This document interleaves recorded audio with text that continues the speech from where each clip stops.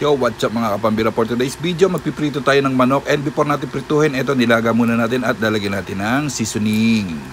So pupunas-punasan lang din natin yan sa buong chicken natin, no? Quarter leg yung ginamit natin, and then budburan na natin ng ating paminta. Alright. So yan mga pambira. Budbud lang.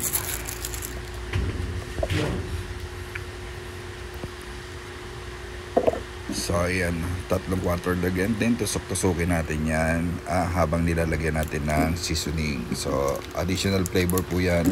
And habang nilalaga natin yung mga pambira, nilagyan na natin ng asin and bawang, pampalasa. Okay, so ayan, piprito na natin siya.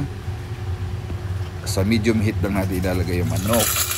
And then ayan, prito na natin mga kapambihira.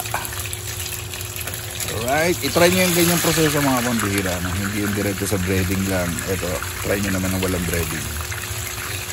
Mas masarap siya. Alright.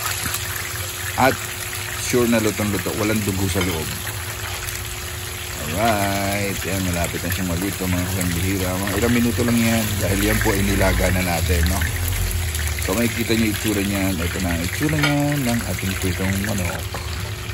Yara po, no? Parang Kenny Rogers style yan mga kapambihira.